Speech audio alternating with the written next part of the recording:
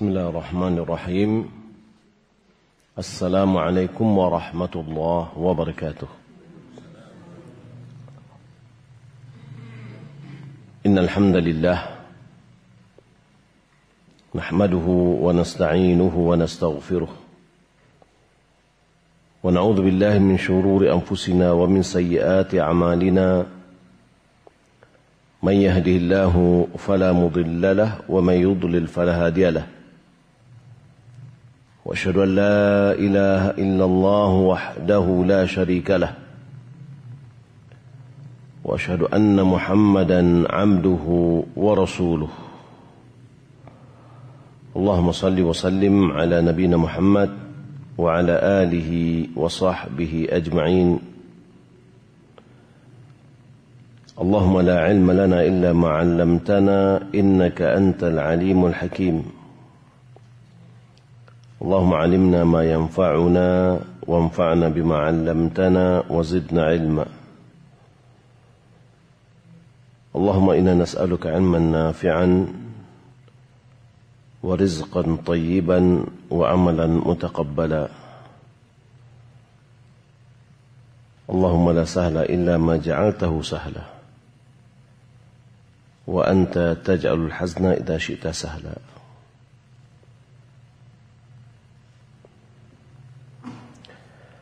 Kaum muslimin dan muslimat yang dimuliakan oleh Allah Subhanahu wa taala.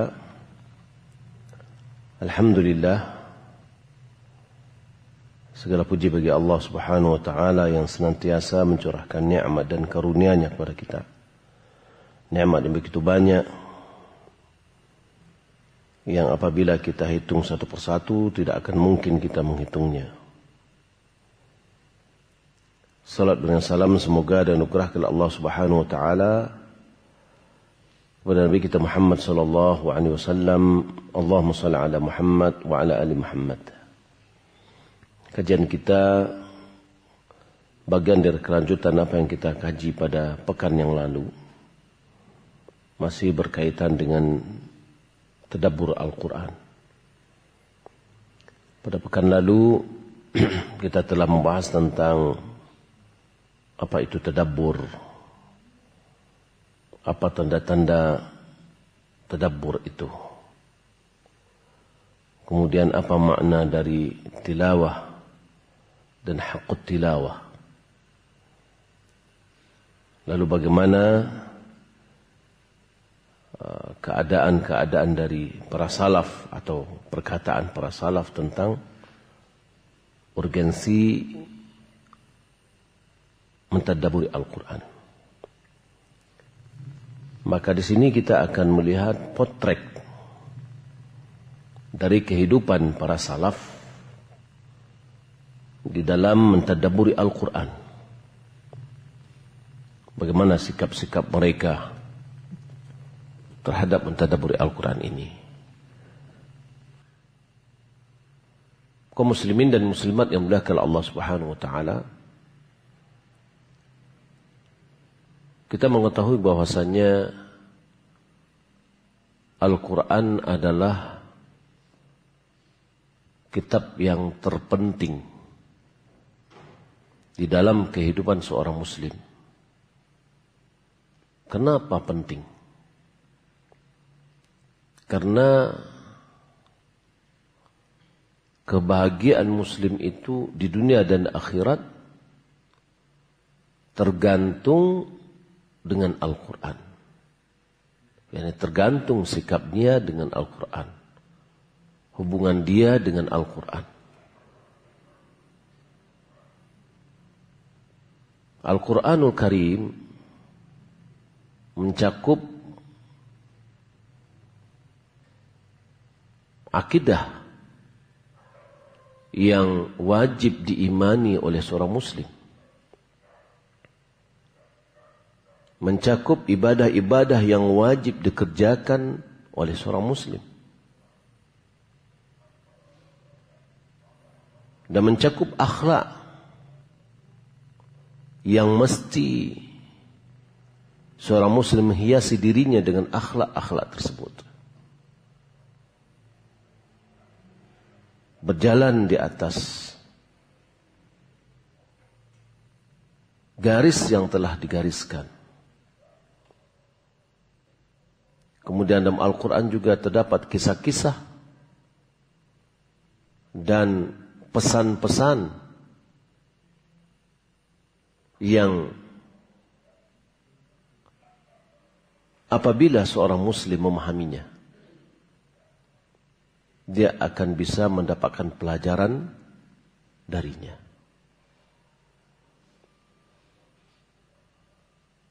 Disebabkan hal itu semuanya merupakan wajib pada setiap muslim untuk memberikan perhatiannya terhadap Al-Quran. Perhatiannya dengan Al-Quran itu baik secara amalan maupun dalam bentuk sikap. Hendaklah seorang muslim itu memberikan perhatian yang dalam untuk mentilawah Al-Quran.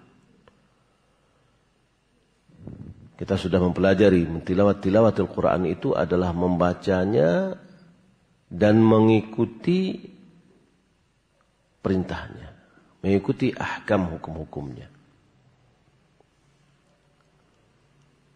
Hendaklah seorang muslim memberikan perhatian di dalam menghayati Al-Quran. Dan hendaklah senantiasa dia selalu menghayati, merenungkan, memutalaah, memahami Al-Quran.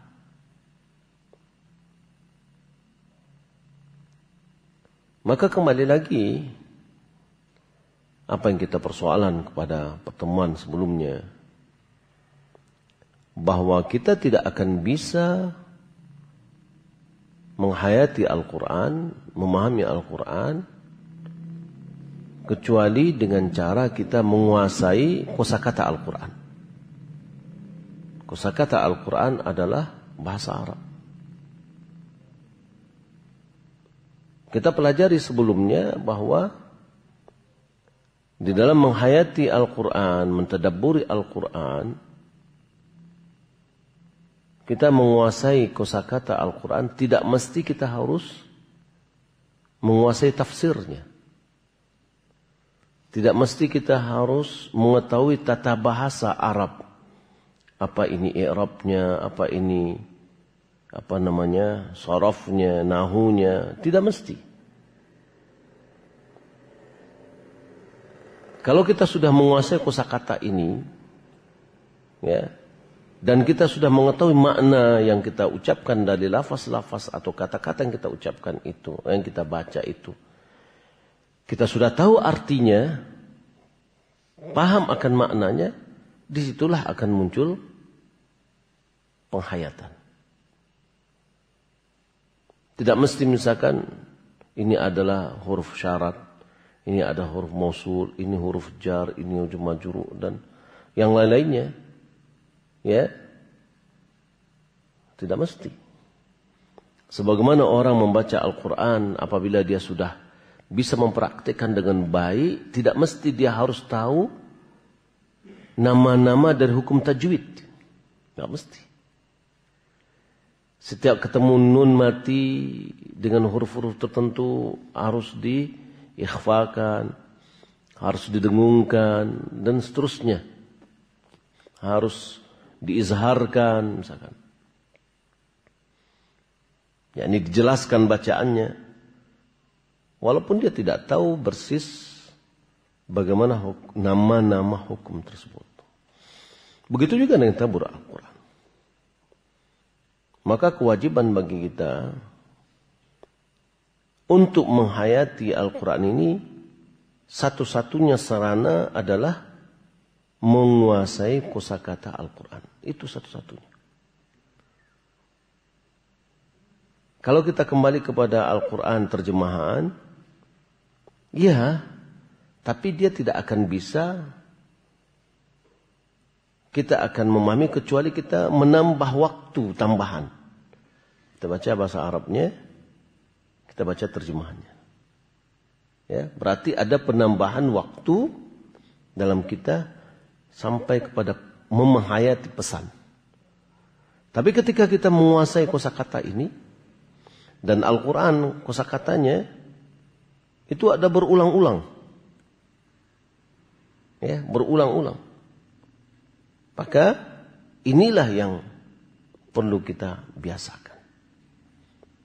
Maka sebagaimana kita sebutkan sebelumnya, tepatlah sebagian dari ulama mengatakan bahwa bahasa Arab itu wajib bagi setiap muslim.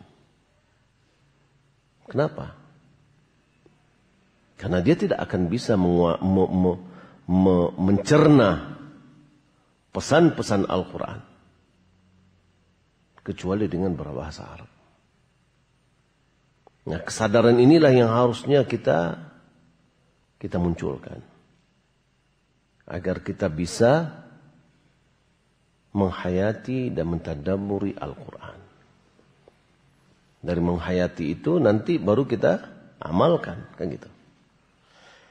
Bapak Ibu belakang Allah Subhanahu wa taala, Al-Quran tidaklah diturunkan oleh Allah Subhanahu wa taala agar kita baca Al-Quran itu di dalam acara-acara kita, atau kita mulai majlis kita dengan Al-Quran, atau kita hiasi dengan Al-Quran perhelatan-perhelatan kita, atau kita jadikan Al-Quran sebagai alat untuk menambah kekayaan. Setelah itu kita bermuara kepada meninggalkan Al-Quran, tidak mengamalkan Quran dan melalaikan Al-Quran, meninggalkan dan menjauhi Al-Quran. Nah, ini yang perlu kita sadari bahwa Al-Quran bukan diturunkan untuk itu. Akan tapi Allah menurunkan Al-Quran agar Al-Quran itu menjadi manhaj kehidupan kita. Yaitu cara. Kita jadikan dia adalah metode yang bisa kita tempuh untuk kehidupan kita. Kita jadikan dia adalah jalan untuk kita bisa beramal. Kita jadikan Al-Quran itu sebagai jalan keselamatan. Agar kita bisa merasakan nilai Al-Quran yang agung ini. Hendaklah betul-betul berpengaruh dalam kehidupan kita. Memberikan pengaruh besar hendaknya di dalam kehidupan kita, di dalam corak kita, dalam keseharian kita. Maka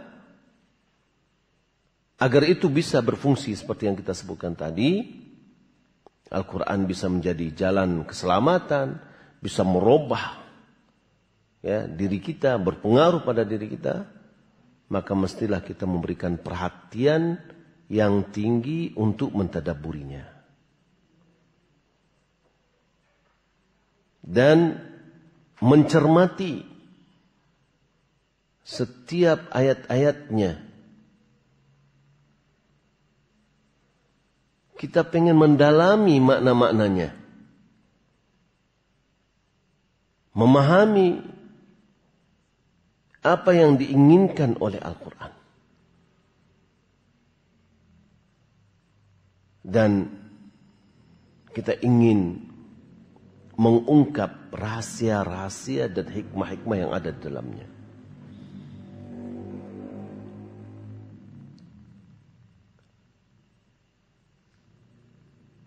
Untuk menjelaskan tentang pentingnya nilai dari penghayatan Al-Quran ini, dan seberapa jauh pengaruhnya dalam kehidupan bagi seorang muslim, kita mendapatkan bahwasanya Allah Subhanahu wa taala telah menjadikan tujuan utama dari menurunkan Al-Quran ini adalah mentadabburinya. Itu tujuan utamanya. Kita tidak akan bisa mentadabburi kecuali harus kita membacanya, gitu ya. Jadi sebelumnya kita sudah sebutkan juga pada pertemuan sebelumnya bahwa fenomena yang kita lihat sekarang, banyaknya majelis tahsin tilawatul Quran, ya, itu bagus. Tapi itu bukan tujuan utama. Itu adalah sarana awal atau langkah pertama untuk menjadikan Al-Quran bermanfaat dalam kehidupan kita. Karena seorang tidak akan bisa mentadabburi kecuali dia membacanya. Bagaimana dia mentadabburi sementara itu tidak dia baca? Lalu ketika dia sudah bisa baca, dia harus tingkatkan kepada pemahaman terhadap yang dibaca. Penghayatan terhadap yang dia baca. Itulah tujuan Allah Subhanahu wa taala turunkan Al-Quran ini. Dalam surat Shad ayat 29 Allah Subhanahu wa taala berfirman, "Kitabun anzalnahu ilaika mubarakun liyadabbaru ayatihi wa liyatadzakkara ulul albab." Sebuah kitab yang telah kami turunkan kepadamu yang penuh berkah. Ya. Untuk apa? Liyadabbaru ayati, agar mereka mentadabburi, menghayati ayat-ayatnya. Waliyatadzakkar ulul albab, agar orang-orang yang berfikir beramal, mendapatkan manfaat, yaitu mengamalkan.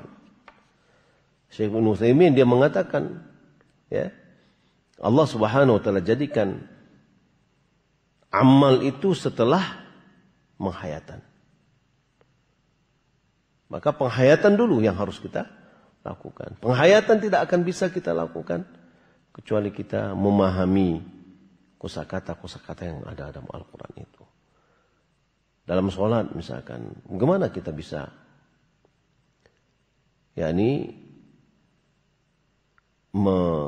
menghayati apa yang kita baca kalau seandainya kita tidak tahu.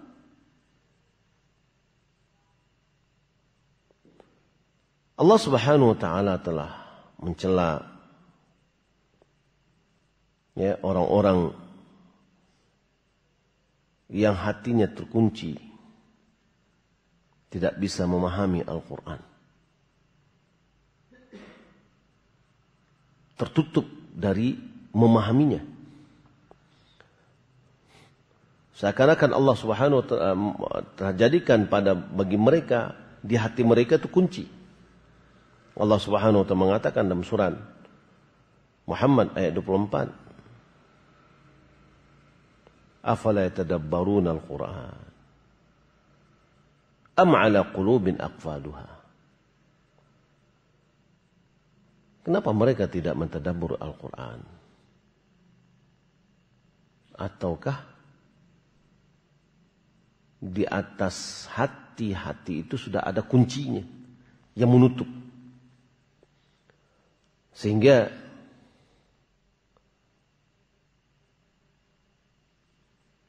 tidak bisa lagi menghayati Al-Quran.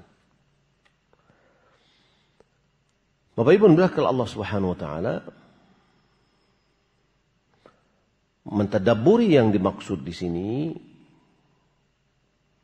tidak hanya sebatas memahami makna-makna Al-Quran, makna kata. Ya, lebih dari itu. Tapi itu adalah langkah awal. Ya, tidak hanya sebatas mengetahui tafsirnya. Karena sebagian dari orang non-muslim pun, terutama orang orientalis, yang mereka bisa berbahasa Arab, ya, terkadang juga mereka ada menjadi dosen, ya, dengan kajian studi Islam, Ya. Mereka bisa mengetahui makna-maknanya. Karena mereka mengetahui makna-maknanya, mereka berupaya untuk menjadikan rasa unsur keraguan kepada kaum muslimin. Malahan pemahaman mereka dijadikan sebagai salah satu faktor untuk memunculkan syubhat-syubhat di tengah kaum muslimin. Ya, sehingga memunculkan rasa keraguan pada iman seorang muslim. Sebagaimana juga pengetahuan terhadap makna Al-Quran juga terkadang dipahami oleh sebagian orang-orang yang bermaksiat, yang tidak takut kepada Allah Subhanahu wa taala. Ya. Akan tetapi maksud dari tadabbur itu adalah pemahaman yang lebih mendalam terhadap ayat-ayat Al-Quran. Pemahaman ini yang bisa membekas yang dalam di hati. Artinya ketika kita memahami ayat ini, hendaklah ya memberikan bekas di hati kita, ya, kemudian di anggota tubuh kita, disebabkan kita membaca Al-Quran. Dan bekas ini kelihatan dalam bentuk bergemetarnya kulit, berdirinya bulu roma, ya, bergemetarnya hati, bergemetarnya anggota tubuh kita, berlinangnya air mata. Inilah yang menjadi bentuk atau ciri-ciri dari mentadabburi. Ya, kita sudah pelajari sebelumnya, yaitu alamat tadabbur. Tanda-tanda tadabbur adalah khasyatullah, muncul rasa takut kepada Allah. Muncul tangisan, berdiri bulu aroma, kemudian adanya interaksi dengan Al-Quran. Ketika kita melewati ayat-ayat permohonan, dia memohon. Ayat tasbih, dia bertasbih. Dan begitu seterusnya. Ini menunjukkan bahwa dia memahami. Dari pemahamannya itu, apa yang dia baca, kemudian terrealisasi berinteraksi pada dirinya. Allah Subhanahu wa taala berfirman, Allahu nazzala ahsanal hadithi kitaban mutasyabihan mathani taksha'irru minhu juludul ladina yakhshawna rabbahum thumma talinu juluduhum wa qulubuhum ila dzikrillah. Allah telah menurunkan perkataan yang paling baik, yaitu Al-Quran. Mutasyabihan mathani, yang mana ayat-ayatnya serupa, lagi berulang-ulang. Ya. Taksya'irru minhu juludul ladina yakhshawna rabbahum. Gemetar karena Al-Quran ini kulit orang yang takut kepada Rabb mereka. Kemudian tenang kulitnya dan hatinya, lembut kulitnya dan hatinya kepada berzikir kepada Allah Subhanahu wa taala. Jadi ada proses dari tadabbur tadi, dari dia membaca, kemudian menghayati, kemudian berpengaruh pada dirinya. Inilah orang yang mentadabburi. Juga dalam surah Al-Anfal ayat 2, innamal mu'minuna alladzina idza dzukirallahu wajilat qulubuhum wa idza tuliyat 'alaihim ayatuhu zadatuhum imana wa 'ala rabbihim yatawakkalun. Hanya saja orang mukmin itu, yaitu orang-orang apabila Allah disebut, nama Allah disebut, wajilat qulubuhum, hati mereka bergemetar. Wa idza tuliyat 'alaihim ayatuh, apabila ayat yang dibacakan kepada mereka, zadathum imana, ayat-ayat itu menambah iman mereka.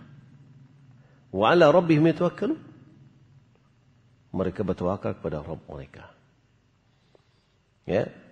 Dan ini tidak akan terjadi kecuali dia mentadabburi Al-Quran.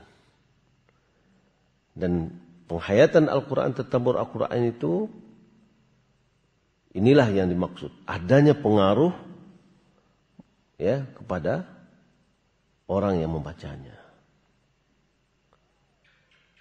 Dan malahan athar pengaruh dari penghayatan Al-Quran, mentadabburi Al-Quran ini tidak hanya sebatas interaksi pengaruh ya yang tampak pada tubuh.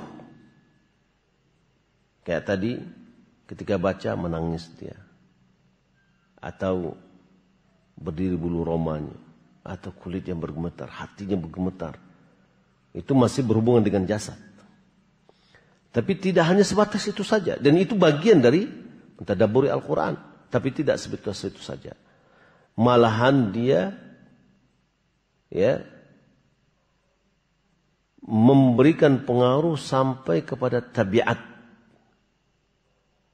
Sampai di dalam sikap. Dalam kehidupan semuanya. Ini yang menjadikan Al-Quran itu bermanfaat. Sehingga Al-Quran itu memberi sibghah, memberi warna pada kehidupan seorang muslim dengan adab-adab Al-Quran. Adab-adab yang ada dalam Al-Quran, bimbingan-bimbingan yang ada dalam Al-Quran, dan akhlak Al-Quran. Semua sudah dijelaskan. Kalau kita lihat ya, surat An-Nur itu mengandung bagaimana cara berinteraksi dengan masyarakat. Ada bertamu, ya, adab juga termasuk datang makan, banyak hal. Surat Hujurat juga surat yang memberikan kepada kita konsep bagaimana kita berinteraksi dengan yang lain. Nah, jadi arahan-arahan yang ada dalam Al-Quran itu adalah bisa membentuk karakter. Nah, sebaik-baik yang memberikan contoh kepada kita adalah perkataan Aisyah radhiyallahu taala anha. Ketika beliau ditanya tentang akhlak Nabi sallallahu alaihi wasallam, kana khuluquhul Quran. Akhlaknya adalah Al-Quran. Ya. Bagaimana bisa menjadi akhlak? Apabila itu yang dipahami, dihayati, kemudian diamalkan. Diamalkan demi diamalkan, harus diamalkan. Sehingga dia bisa menjadi sifat yang kuat pada diri seseorang. Yang dari sifat itulah muncul perkataan dan perbuatan. Itulah karakter. Ya. Itulah karakter. Ketika sudah terbentuk rutin dia seperti itu, dia akan menjadi sifat yang kuat, yang tertancap, yang tidak bisa dirubah lagi. Pembentukan karakter harus diulang terus. Maka Nabi SAW karakternya adalah Al-Quran. Karena Nabi SAW memahaminya dan mengamalkannya. Baik, Bapak Ibu dimuliakan Allah Subhanahu wa taala.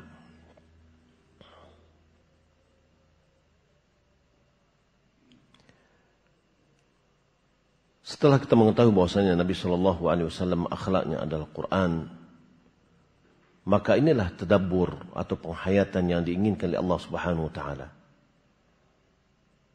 Tadabbur atau penghayatan yang membentuk akhlak manusia.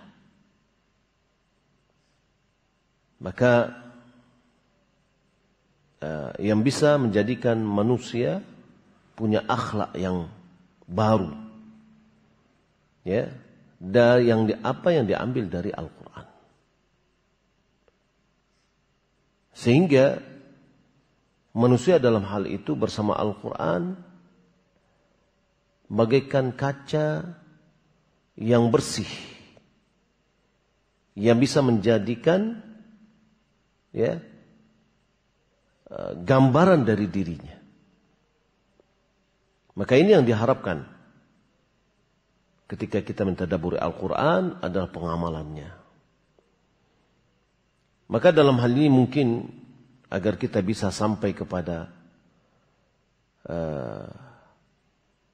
tingkat dari pemahaman kita, penghayatan Al-Quran ini, sehingga kita bisa memperkuat keinginan kita untuk menghayati Al-Quran. Mari kita lihat bagaimana contoh dari para salaf, orang-orang terdahulu, ya, bagaimana mereka mentadabburi Al-Quran. Kita mengenal bagaimana kondisi mereka, bagaimana mereka menjalankan perintah-perintah yang ada dalam Al-Quran, menjauhi larangannya. Bagaimana mereka berinteraksi, tunduk dengan perintah-perintah Al-Quran. Kita mulai dari kehidupan Nabi SAW atau gambaran dari Rasulullah SAW. Bagaimana Rasulullah SAW, ya, bersikap dengan Al-Quran. Yaitu Abdullah bin Mas'ud radhiyallahu ta'ala dia berkata,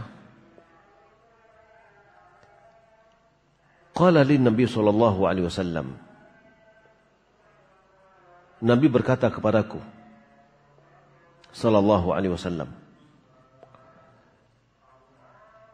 Apa kata Nabi? Iqra alayya. Bacakan kepadaku. Lalu Abdullah bin Mas'ud mengatakan, qultu ya Rasulullah, aqra'u 'alaika wa 'alaika unzil. Ya Rasulullah, apakah aku membacakan Al-Quran kepadamu sementara Al-Quran itu diturunkan kepadamu? Qala na'am. Kata Nabi, ya.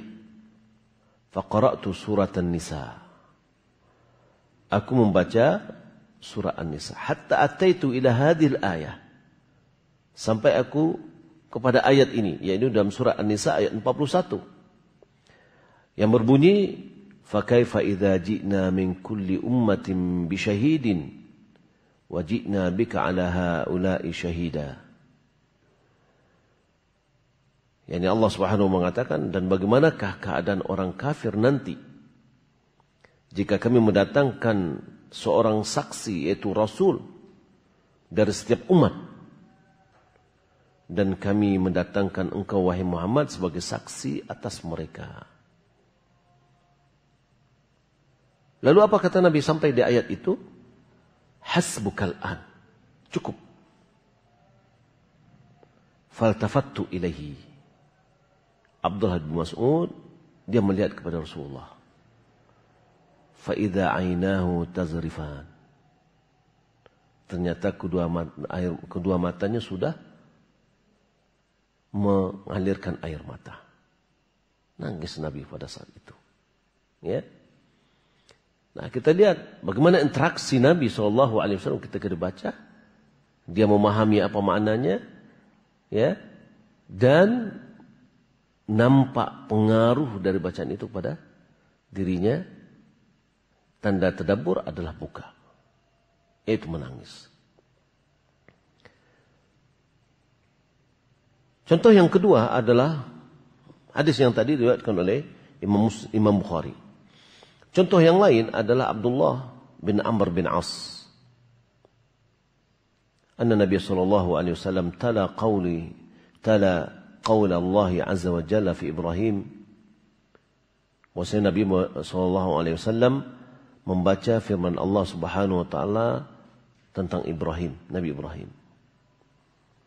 Yani Rabbi innahunna adlalna katsiran minan nas. Faman tabi'ani fa innahu minni.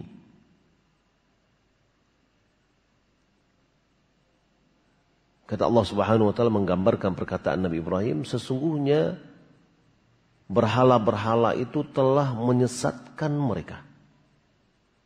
Menyesatkan kebanyakan dari manusia.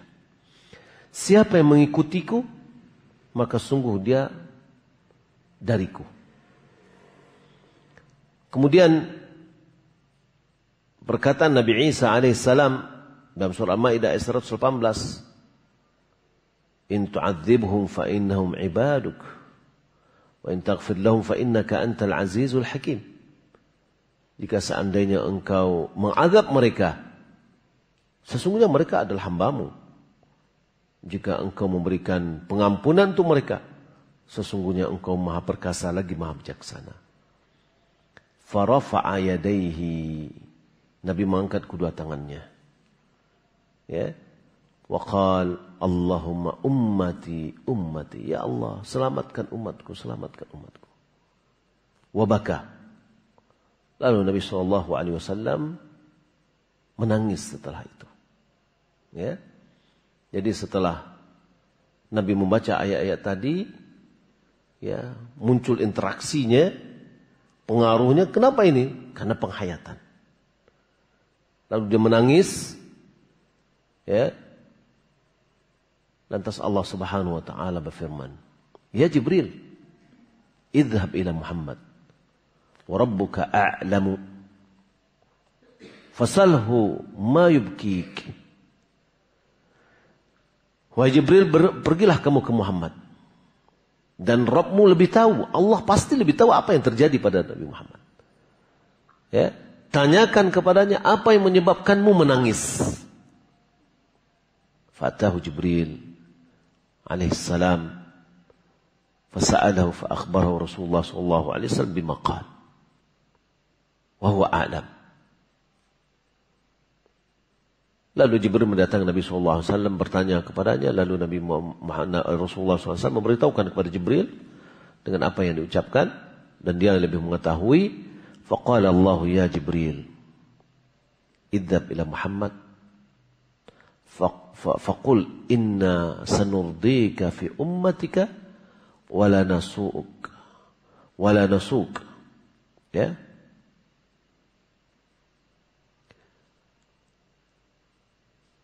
Sampaikan wahai Jibril kepada Muhammad, sesungguhnya katakan kepadanya, kami akan menjadikanmu ridha pada umatmu dan kami tidak menjadikan, ya,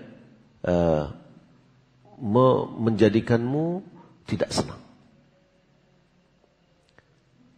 Artinya di sini kalau kita lihat bagaimana Nabi SAW ketika dia membaca ayat tadi, ya, in tu'adzibhum fa innahum ibaduk.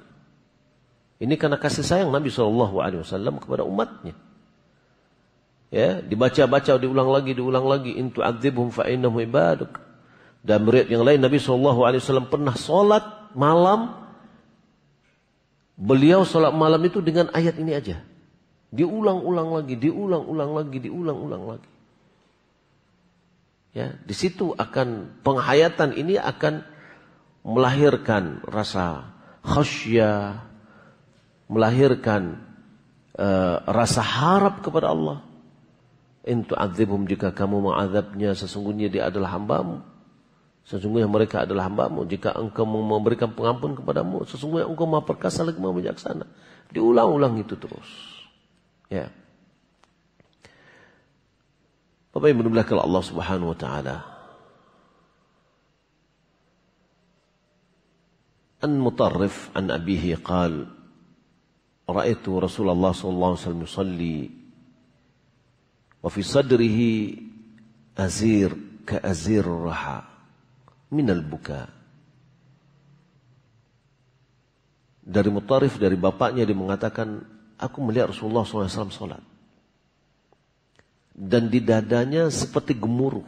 Seperti gemuruhnya raha. Raha itu yang untuk, untuk menumbuk gandum. Ya, seperti diputar, akhirnya dia bisa menjadikan gandum jadi tepung.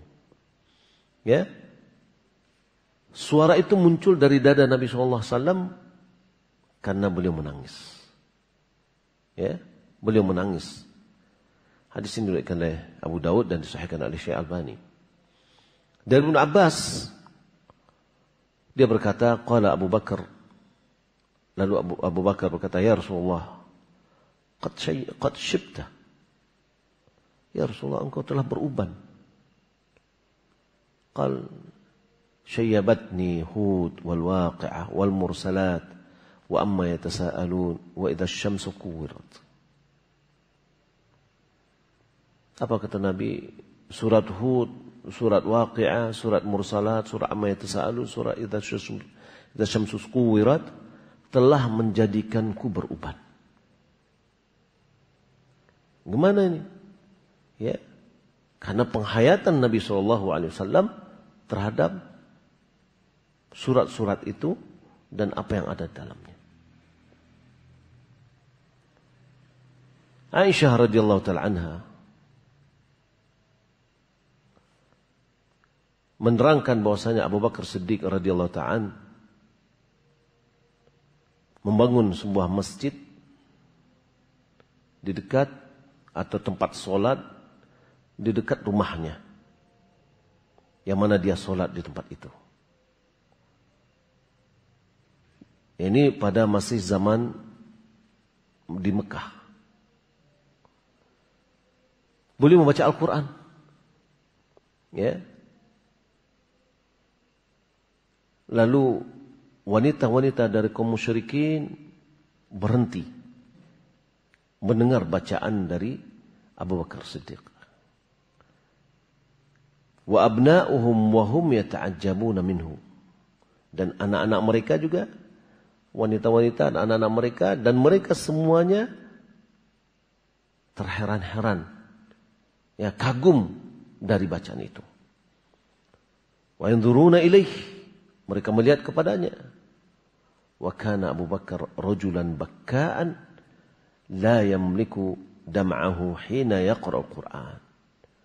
Abu Bakar adalah seorang laki-laki yang suka menangis, mudah menangis, yang tidak mampu menahan air matanya ketika dia baca Al-Quran. Ya, riwayatkan oleh Imam Bukhari, dan ini menunjukkan bahwa Abu Bakar adalah orang yang betul-betul dia menjalankan atau menghayati Al-Quran. Umar bin Khattab sebagai contoh juga. Kana Umar bin Khattab yamuru bil ayah fi wardihi fatakhnaqahu fayabki hatta yasqut.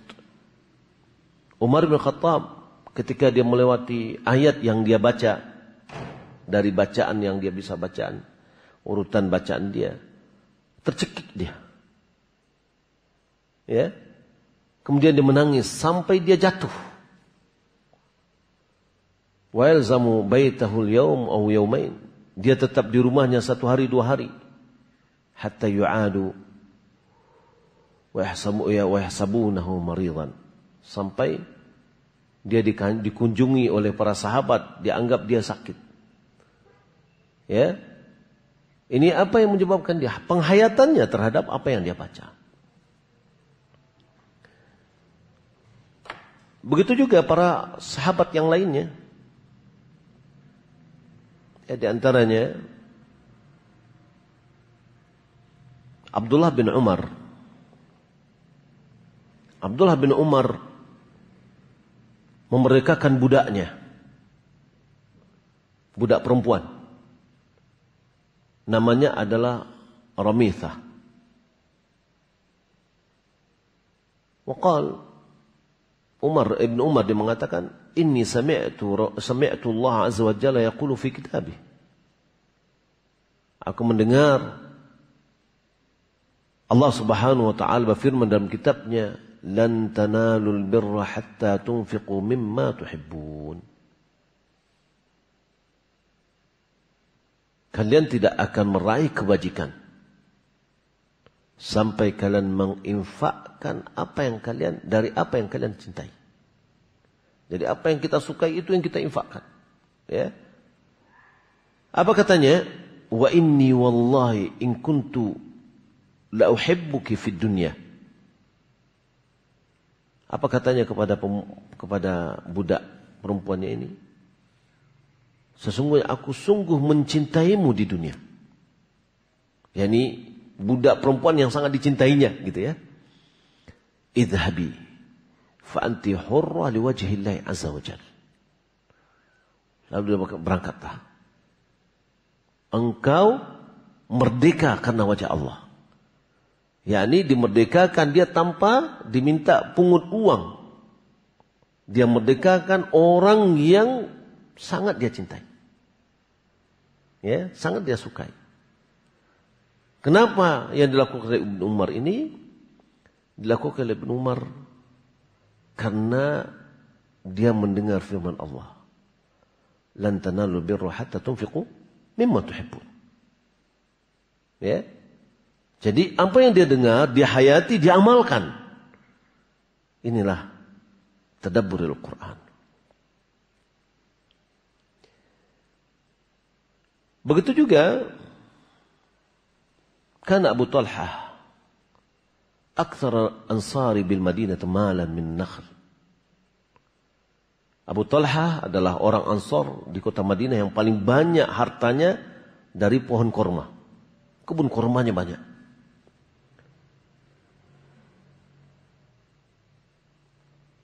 Wa kana ahabbu amwalihi ilaihi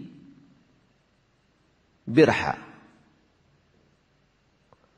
Harta yang paling dia sukai itu dari harta dari pohon-pohon tadi ada birha. Atau bayraha. Wa kana mustaqbil masjid. Ya. Dan ini di depan masjid. Hartanya ini. Wa kana Rasulullah sallallahu alaihi wasallam yadkhuluhu wa yashrabu min ma'in fihi tib. Yani bayraha ini adalah harta ya kebun lah ya, kebun. Yang kebun itu di depan masjid Nabi. Dan Nabi SAW masuk ke sana dan meminum airnya yang ada, yang baik airnya dalam itu. Falamma unzilat, ketika ayat ini turun, lan tanalul birra hatta tunfiqu mimma tuhibbun. Qala Abu Talha ila Rasulillah sallallahu alaihi wasallam. Qama Abu Talha ila Rasulillah sallallahu alaihi wasallam. Faqala inna Allah yaqul lan tanalul birra hatta tunfiqu mimma tuhibbun. Wa inna ahabba amwali ilayya bayraha atau buairha. Wa innaha sadaqatun lillahi arju barraha wa dhakhraha 'inda Allah. Lalu Abu Talha pergi kepada Nabi sallallahu alaihi wasallam, dia mengatakan, sesungguhnya Allah telah mengatakan lan tanalu birra hatta tunfiqu mimma tuhibbun. Sesungguhnya harta yang paling saya cintai adalah bayraha. Dan sesungguhnya harta ini adalah sedekah karena Allah dan aku berharap kebaikannya dan simpanannya di sisi Allah Subhanahu wa taala. Fadha'ha haitsu arakallah. Letakkanlah harta ini sesuai yang Allah perlihatkan kepadamu. Jadi saya serahkan kepada Nabi, mau diapain? Faqala Rasulullah sallallahu alaihi wasallam, bakhin dzalika malun rabih marratain. Yani bakhin ini adalah ungkapan, wah ini bagus sekali gitu ya. Ini adalah harta yang punya keuntungan yang sangat tinggi sekali. Ya, 2 kali Nabi sallallahu alaihi wasallam mengatakan, qad sami'tu ma qult wa ana ara an taj'alahu fil aqrabin. Dan aku telah mendengar apa yang engkau ucapkan. Dan aku melihat bahwasanya ini dijadikan kepada aqrabin. Ya, faqala Abu Talha, if'al ya Rasulullah, faqassimha baina aqaribihi wa bani ammihi. Lalu yani Nabi mengatakan, ini taruh untuk keluargamu, karib kerabatmu. Lantas lakukanlah ya Rasulullah. Lalu Rasulullah membaginya antara kerabatnya dan anak-anaknya, atau paman kepada bani pamannya, anak-anak pamannya. Walhasil kalau kita lihat bagaimana para sahabat ya berinteraksi dan menjalankan apa yang disampaikan oleh Allah Subhanahu wa taala dalam Al-Qur'an. Dan itu tidaklah bisa dilaksanakan kecuali setelah mereka menghayati Al-Quran dan mengamalkannya. Inilah sesuai dengan apa yang difirmankan Allah Subhanahu wa taala, kitabun anzalnahu ilaika mubarakun liyadabbaru ayatihi wa liyatadhakkaru ulul albab. Kaum muslimin dan muslimat yang dimuliakan Allah Subhanahu wa taala, mudah-mudahan kita bisa mengikuti langkah-langkah mereka. Ya. Contoh-contoh dan potret dalam kehidupan mereka ini masih banyak, masih panjang, ya, yang mungkin bisa kita pada kesempatan lain kita bisa membaca hal-hal yang seperti ini yang bisa memotivasi kita. Ya, terkadang bagi kita lewat ayat dalam Al-Quran, hati kita ini tidak tersentuh. Terkadang tersentuh, tapi tidak terrealisasi setelah itu. Ya. Jadi kita harap bahwasanya bagaimana bacaan dari Al-Quran yang kita baca, kita pahami dan bisa kita amalkan, dan itulah tujuan utama diturunkan oleh Allah Subhanahu wa taala Al-Quran ini kepada kita. Wallahu taala alam, kita cukupkan sampai di sini. Semoga bermanfaat. Mungkin kalau seandainya ada yang tanya jawab, silakan langsung saja bisa. Kalau kita di dalam masjid kita ini, seorang pernah berpendapat menghafal Al-Quranul Karim di antara sebab ditumbuhkannya kecerdasan. Benarkah pendapat demikian, dan bolehkah berniat menghafal Al-Quran dalam rangka mencari kecerdasan? Boleh. Ya. Al-Quran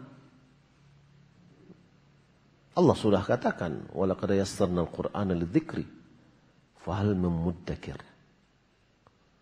Kami mudahkan untuk dihafal, untuk dibaca. Ya.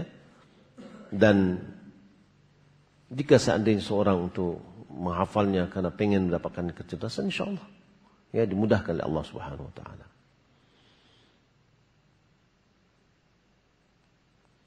Saya ingin bertanya tentang sesuatu yang sering terulang dalam diri saya. Bagaimana mengatasi sifat ujub, bangga terhadap diri sendiri? Iya. Sifat ujub ini itulah yang telah atau penyebab dari kekalahan kaum muslimin ketika perang Hunain. Yang di dalamnya ada Rasulullah SAW. Ya, apa yang kurang di sini? Apa yang rusak di sini? Adalah tauhid. Seorang dia ujub terhadap dirinya. Dia melihat dirinya lebih baik daripada yang lain.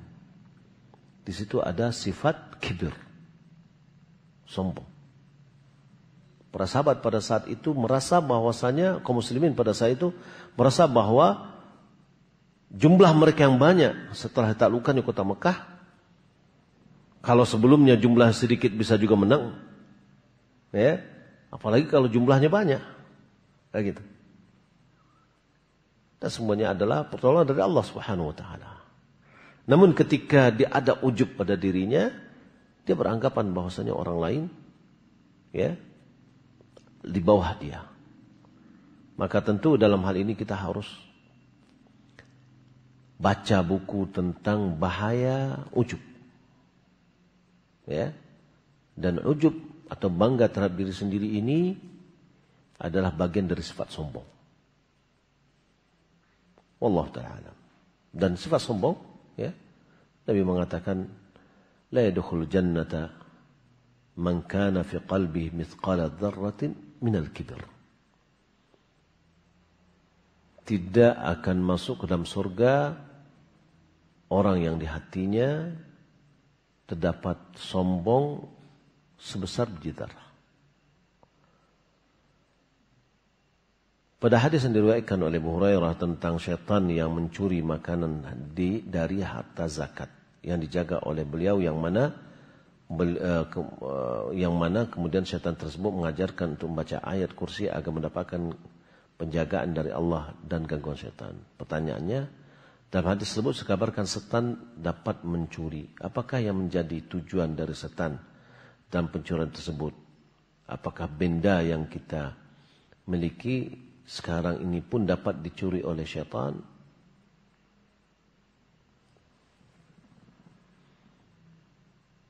Wallahu a'lam. Bisa jadi kalau dia adalah suruhannya juga dari yang lain, jin. Syaitan ini kan jin. Ya. Kalau di sini yang muncul sekarang waktu dengan Abu Hurairah ini adalah iblis. Ya, iblis. Yang dia pada saat itu hikmahnya adalah dia mengajarkan sesuatu. Kata Nabi SAW, sadaqa wa huwa kadhib. Wa huwa kadzab. Sadaqa wa huwa kadzab. Dia benar dalam ucapan, tapi sebenarnya dia adalah pembohong. Gitu. Ya. Mungkinkah syaitan mencuri untuk apa dia bagi dia? Tapi kalau seandainya adalah jin yang mencuri atau apa, mungkin boleh jadi untuk menjadikan fitnah.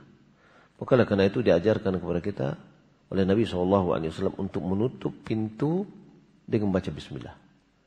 Menutup jendela dengan baca bismillah. Karena satu yang ditutup dengan bismillah tidak bisa dibuka oleh syaitan.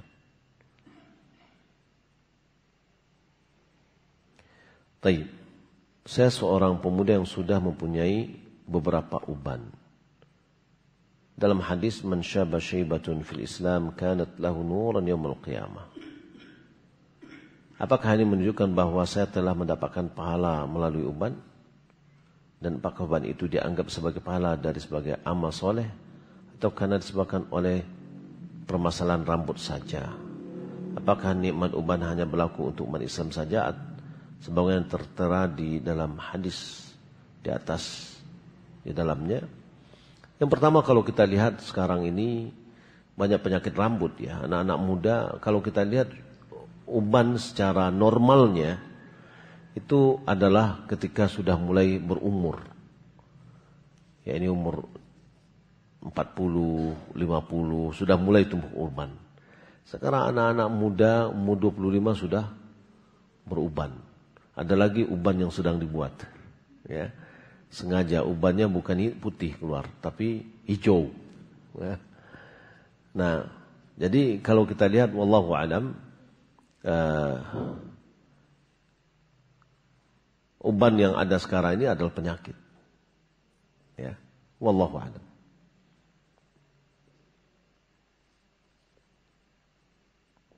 Baik, saya membaca kisah seorang salaf yang saat Sakratul Maut ditanya oleh 3 anak orang anaknya dalam keadaan fakir. Lalu ia berkata, jangan khawatir hari anak-anakku.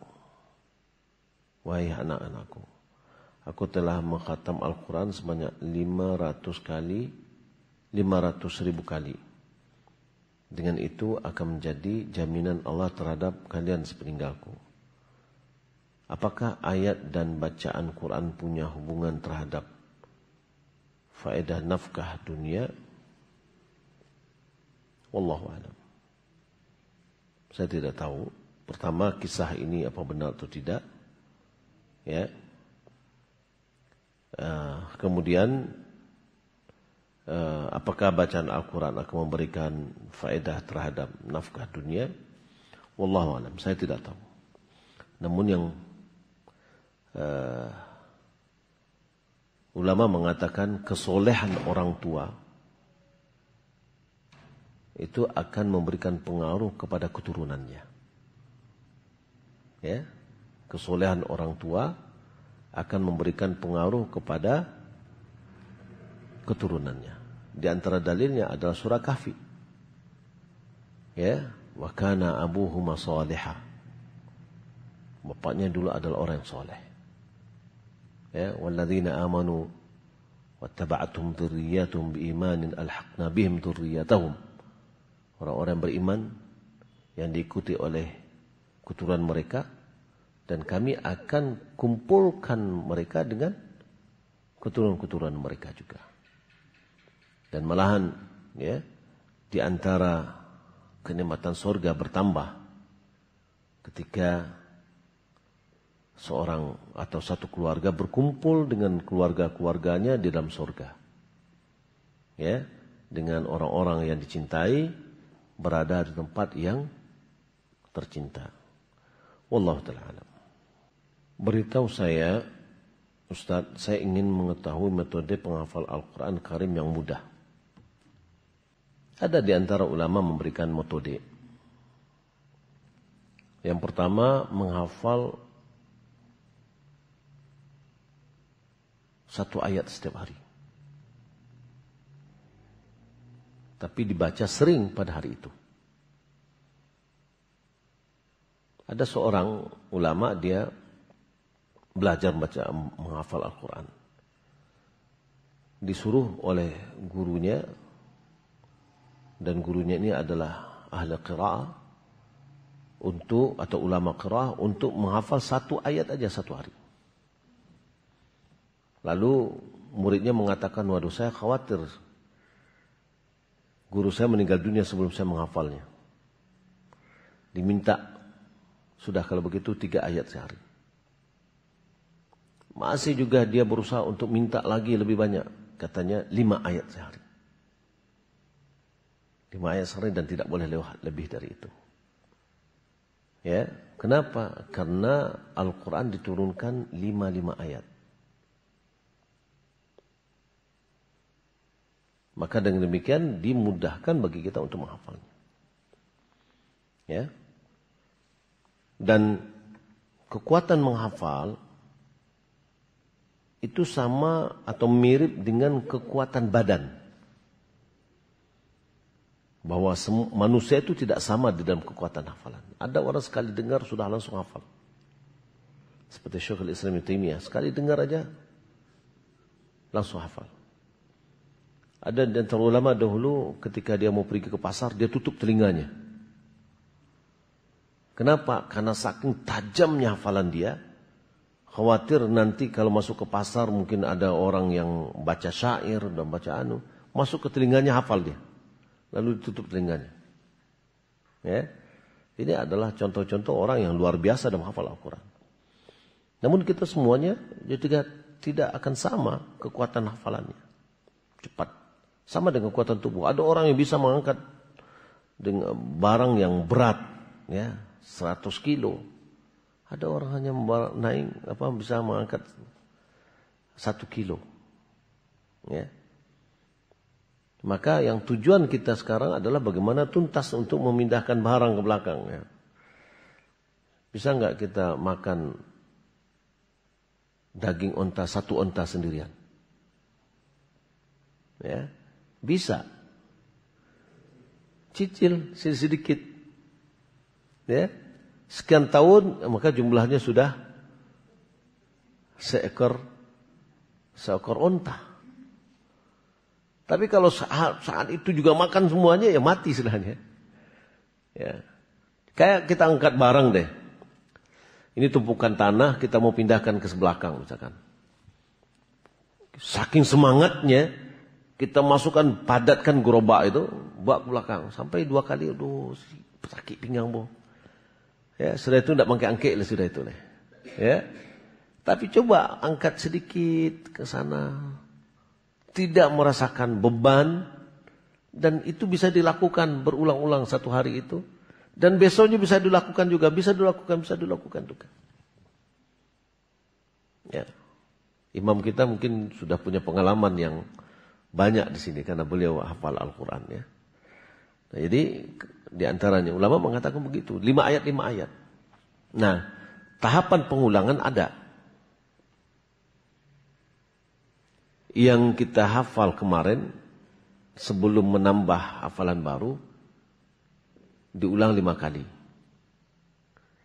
Hafalan yang sebelumnya diulangi 4 kali. Hafalan sebelumnya 3 kali. Hafalan sebelumnya 2 kali. Hafalan sebelumnya 1 kali. Nanti dalam 1 pekan diulangi bersama. Semua yang dapatkan 1 pekan itu. Hari Senin diulang lagi yang belakang tadi. Yang 5 kali baru tambah lagi gitu. Nah, yang kita dapatkan hari ini kita ulang terus. Karena memang hafalan itu memang dengan cara mengulang. Imam Syafi'i mengatakan dia dengan ulang-ulang. Kalau nggak salah 10 kali atau berapa. Seorang ulama hadis, kalau tidak namanya Abdurrahman bin Mahdi. Dia baru tahu dengan hadis, maksud tahu itu hafal, apabila dia menulisnya 50 kali. Ya, kalau kita lihat sekarang media cukup banyak ya. Kita punya tulis papan tulis kecil misalnya, dijual banyak di internet itu. Nah, itu bagus juga. Kita coba hafalan kita, sudah hafal, hafalan itu kita tulis lagi. Terkadang bacaan kita dengan tulisan kita berbeda. Yang kita tulis itulah apa yang sebenarnya kita hafal.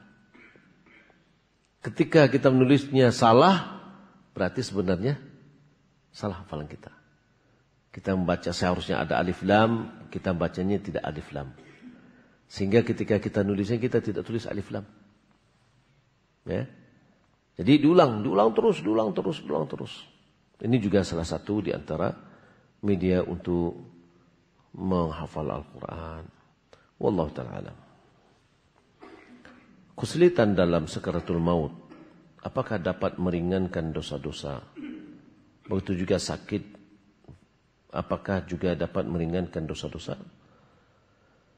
Sakit, ya. Ya. La yazalul bala'u bil mu'min fi nafsihi wa malihi wa waladihi hatta yamshi 'ala al-ard wa laysa 'alaihi khati'ah. Senantiasa seorang mukmin ditimpa oleh musibah, ujian, cobaan di hartanya, di dirinya, di anaknya, sampai dia berjalan di permukaan bumi tidak punya dosa lagi. Ya, karena musibah tadi menghapus dosa-dosanya apabila dia bersabar untuk menghadapinya.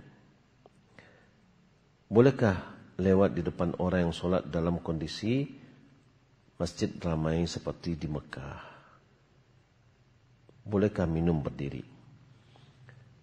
Yang pertama, Nabi SAW katakan dalam hadis, "Lau ya'lamu al-maru baina yaday musalli, madza 'alaihi? La an yaqifa 40 khairun lahu min an yamurra baina yaday musalli."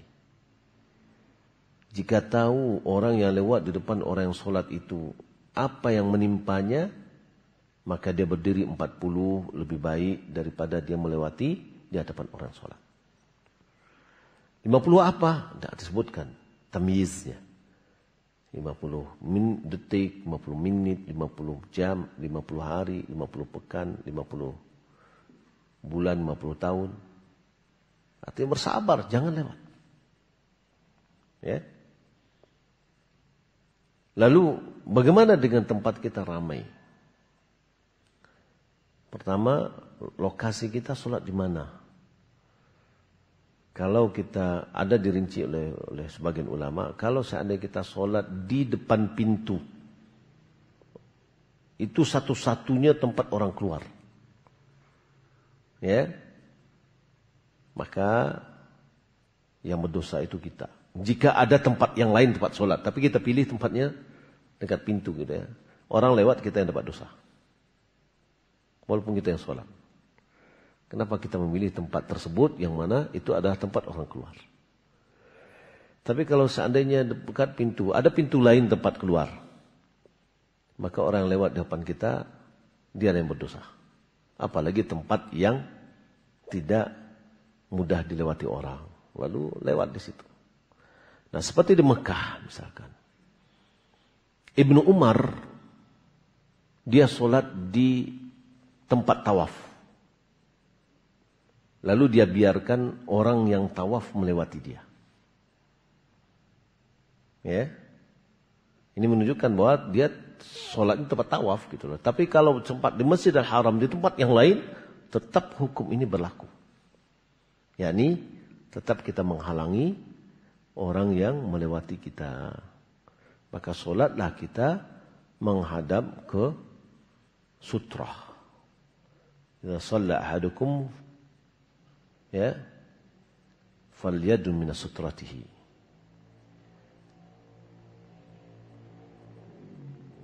Siapa yang solat maka hendaklah dia mendekat kepada sutrahnya dan jangan biarkan orang yang melewati di hadapannya. Jadi tidak dikecualikan ya. Kecuali kalau dalam kondisi tadi tempat tempat tawaf. Adapun bolehkah minum berdiri? Hukum asal minum itu adalah duduk, jongkok. Ya. Kecuali yang minum dengan minum air Zam-Zam. Nabi SAW ya melakukannya dengan berdiri. Wallahu ta'ala alam, ini yang dapat kita sampaikan, semoga bermanfaat. Sallallahu Muhammadin wa ala alihi wa sahbihi ajma'in. Wassalamualaikum warahmatullahi wabarakatuh.